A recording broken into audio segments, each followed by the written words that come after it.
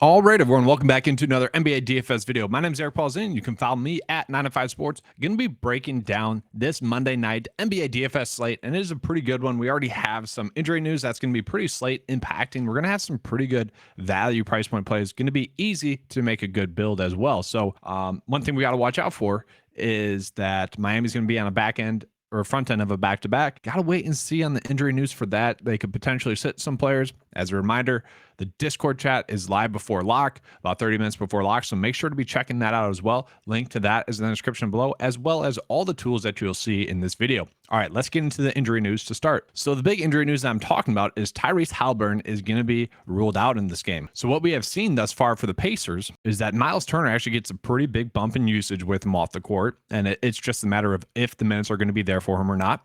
So with Haliburton off the court, Turner gets about a 7% bump in usage and about a 9 DK FanDuel bump in his fantasy points, okay, per 36. That's pretty darn good. Okay, so he's someone we can certainly look at as a center play. Obviously, he can be someone that breaks the slate. Andrew Nembhard is going to be someone that is certainly going to be chalky, but he's going to be chalk that I think we need to play. He was someone on last night's slate I mentioned you could certainly play.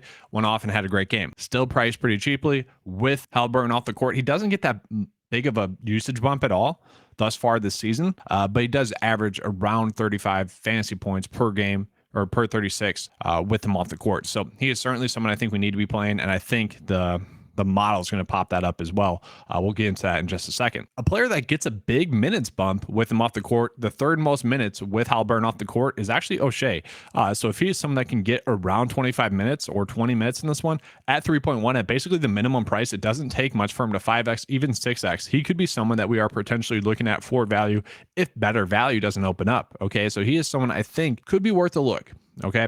And then also do want to point out that Chris Durante is also out. You got TJ McConnell currently questionable. If TJ McConnell plays, I think he's going to be a great value as well. And then the one player that gets the biggest bump, and this is kind of the problem, it's like all the Pacers are going to be decent plays tonight. And man, you could probably play about 4 of them in a build and probably get the flame mark on all of them. And that's kind of the difficult part about this slate. But Benedict Mathurin, guys, kind of struggled recently. No denying that. Been on a downward trend for a while. But with Haliburton off the court, gets a 12.8% bump in usage. That is crazy. His fantasy per 36 with him off the court is 40 fantasy points. That is also very crazy.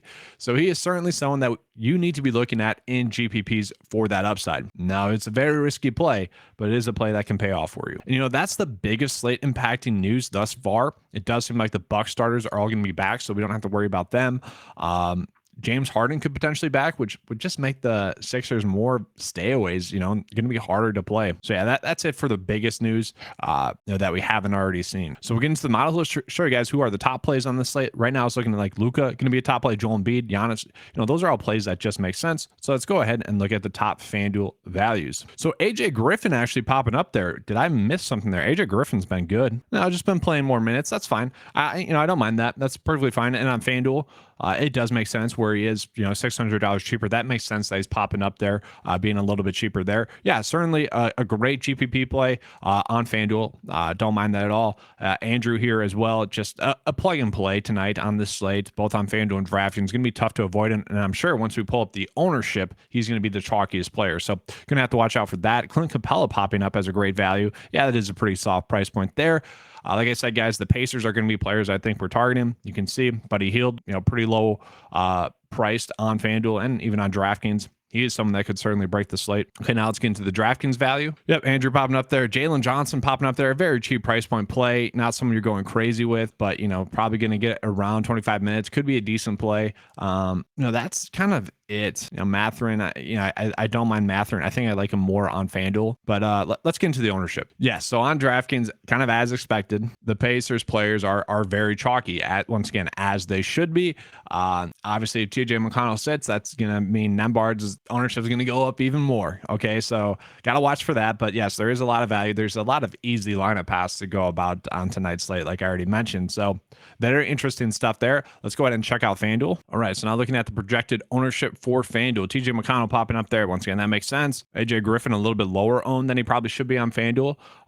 So that's a player that you could definitely play, maybe gain some leverage on the field. Okay. So we can see for the most part, other than TJ McConnell and Andrew and even Clint Capella, the ownership is kind of spread out, which is a good thing, I think. All right. So now let's get into the DraftKings lineup process. So let's go ahead and we're just going to plug and play the value there for the Pacers. And I think, McConnell and Andrew are the must plays, kind of just given their price points. So there we go. Then I do want to call out a specific guard play. Just given his price point, I do think it's way too low for his upside. That's going to be Drew Holiday going against the Orlando Magic, guys. This is a pretty easy matchup, he should be able to go out and play well. Now, yes, Chris Middleton is back. Probably going to play about 30 minutes in this one, a cap of 30 minutes, I should say.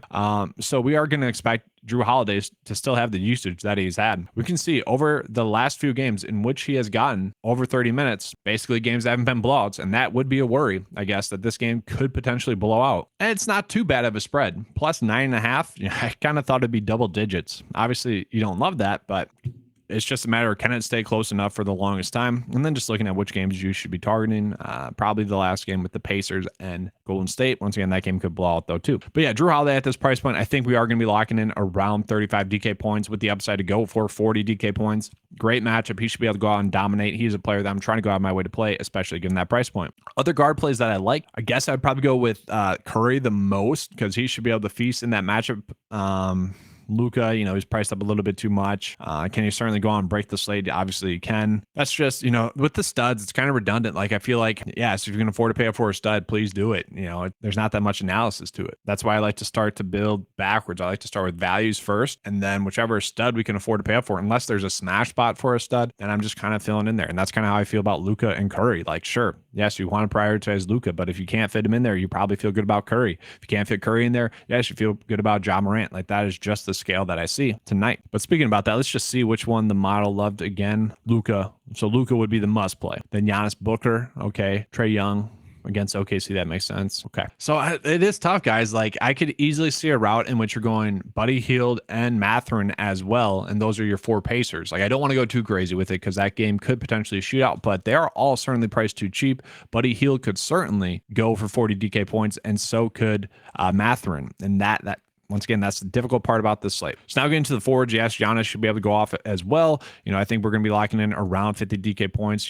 Orlando is not a matchup that you're worried about. He should be able to go out and have a great game. Not too worried about that. Yes, if you can afford to pay up for Giannis, please do it. Robert Covington is a value that I feel like I should point out because if the injuries stay the same, like if Paul George is out, if Kawhi Leonard's out, then Covington is probably going to be a decent price point play. Not someone you love, but something that could certainly, do well enough. Value that the model liked was Jalen Johnson. And so if he's going to be starting again, that's a very strong price point play. I think if he is starting again at that price point, you kind of just have to play him at power forward. So we can see we already have like a decent amount of salary left over to really make whichever lineup path we want work. We can really afford to pay up for whichever studs we want. Like you could go Giannis, play him at the center spot if you wanted to go that route. Like I don't mind that. And then you have a lot of salary left over to play any other stellar play tonight. One center play that I'm trying to go out of my way to play is going to be Zubac here.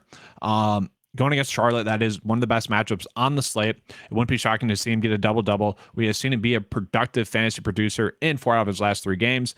Really, the issue with Zubac is if this game stays close or not. That's the biggest question. Obviously, against Charlotte, I do think there's a good chance that game stays close. So at 6.6, I think there's a great chance that he goes for 40 DK points. So he's someone I'm trying to go out of my way to play. The issue with that is we have a lot of salary left over given this build that I'm showing you guys. So it'd be kind of a strange one there, but also something that could certainly work out for you. All right, that's all I have for you guys for this video. Hopefully you guys enjoyed it. If you did, you know what to do. Give a like and subscribe. That helps us be able to put out more content for you guys. Just a reminder, be in the Discord chat live before lock. If you guys want any of the tools that you saw in this video, you can get access to that by clicking the link in the description below and become an Occupy Fantasy member. All right, thanks for watching. And as always, guys, good luck.